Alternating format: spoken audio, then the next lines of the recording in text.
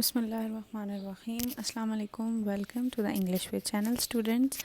आज की इस वीडियो में हम बहुत ही एक बेसिक टॉपिक पे बात करेंगे and that is how to translate a sentence in English.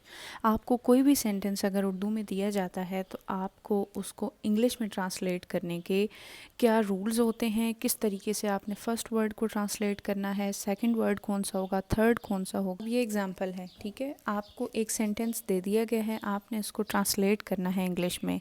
अब देखें, उर्दू ग्रामर में अगर आप देखें तो सबसे पहले बच्चों का वर्ड यूज़ हुआ है, फिर स्कूल का हुआ है। तो अगर इसी तरतीब से हम इंग्लिश में ट्रांसलेट करें तो आप ये नहीं कहेंगे कि आप चिल्ड्रन लिखें फिर स्कूल लिखें, आखिर में जाते हैं कि ट्रांसलेशन कर दें। ऐसा नहीं होता, क्योंकि इंग्लिश ग्रामर के रूल्स चेंज हैं जिस तरीके से उर्दू ग्रामर के हैं। अच्छा, इसमें आपने 3 बेसिक चीज़ें याद रखनी हैं हर सेंटेंस में। जिस तरीके से किसी भी बिल्डिंग का एक स्ट्रक्चर होता है, उसकी एक फाउंडेशन होती है, इसी तरीके से सेंटेंस स्ट्रक्चर में भी कुछ बेसिक उसके बिल्डिंग ब्लॉक्स होते हैं जो उस सेंटेंस को प्रॉपरली बिल्ड करते हैं। For example, subject, verb and object. इसमें सबसे पहले जब आप किसी भी वर्ड को ट्रांसलेट करेंगे वो सब्जेक्ट होगा, नंबर 2 पे आप जिस चीज़ को ट्रांसलेट करेंगे वो वर्ब होगा, और थर्ड या लास्ट पे आप जिस चीज़ को ट्रांसलेट करेंगे दैट वुड बी ऑब्जेक्ट। अगर हम बात करें सब्जेक्ट की, तो सब्जेक्ट क्या चीज़ होती है? डूअर ऑफ द एक्शन,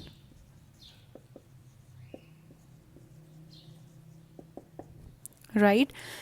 जो भी काम करने वाला होता है उसको आप सब्जेक्ट बोलते हैं। इसको हम उर्दू में फ़ाइल भी कहते हैं। कोई भी नाउन हो सकता है, जो भी एक्शन परफॉर्म कर रहा है ना, जो भी उसको करने वाला है, दैट वुड बी सब्जेक्ट।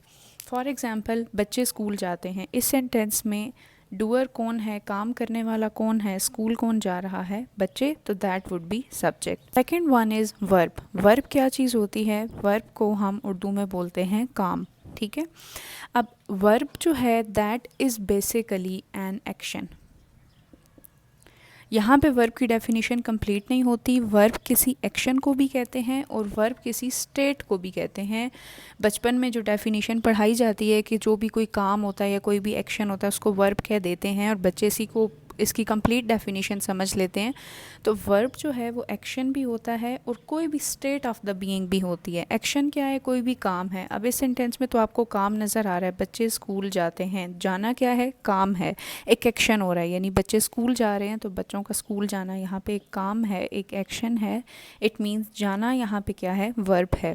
लेकिन आप कोई ऐसा सेंटेंस ले लें जिसमें कोई एक्शन ना हो रहा हो, और देखें इंग्लिश ग्रामर का एक रूल होता है, no verb is equal to no sentence. जिस सेंटेंस में वर्ब नहीं होगा वो सेंटेंस ही कंप्लीट नहीं है।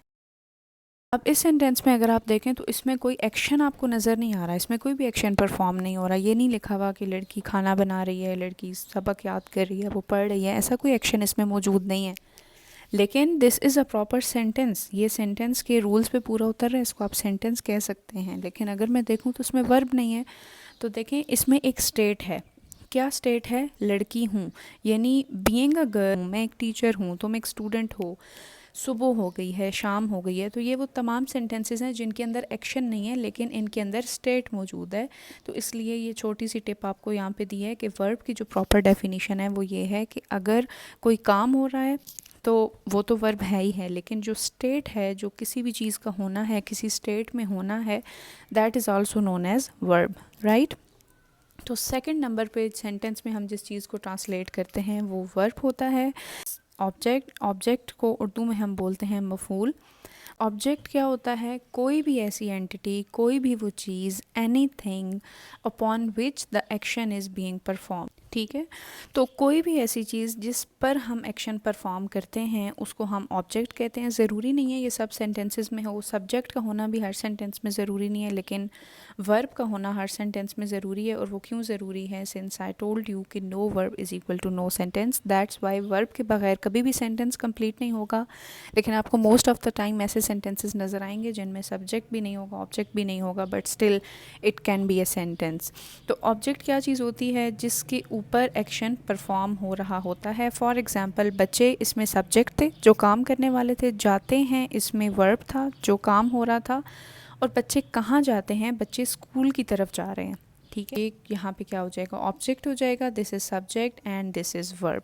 ठीक है, अब ये जो हैं आखिर में आ गए, इससे आपको एक छोटी सी हिंट मिल रही है कि ये बात अभी की हो रही है, तो इट मीन्स कि ये प्रेजेंट टेंस है। तो यहाँ तक उम्मीद है आपको एक बेसिक स्ट्रक्चर समझ आ गया होगा कि सबसे पहले आपने सब्जेक्ट को, फिर वर्ब को, फिर ऑब्जेक्ट को ट्रांसलेट करना है। अगर आप इसको ट्रांसलेट करें तो किस तरीके से होगा, सबसे पहले बच्चे, बच्चों को इंग्लिश में हम कहते हैं चिल्ड्रन। ठीक है, किड्स कह सकते हैं। जाते हैं, जाने को क्या कहते हैं, गो, फर्स्ट फॉर्म यूज़ करेंगे क्योंकि प्रेजेंट का है, और इसके साथ प्रपोजिशन यूज़ करेंगे, कहीं जाने की बात हो रही है, गो टू, और वो कहाँ जा रहे हैं, लास्ट में ऑब्जेक्ट को ट्रांसलेट करेंगे, that is school. Children go to school. Subject plus verb plus object, ये वो बेसिक फार्मूला है जिस पे आप सेंटेंस को प्रॉपरली ट्रांसलेट कर सकते हैं। ठीक है, बच्चे स्कूल जाते हैं, the children go to school. बच्चे शाम के वक्त पार्क में खेलते हैं, the children play in the park in the evening. Do tell me in the comment students, next video आप किस टॉपिक पे चाहते हैं।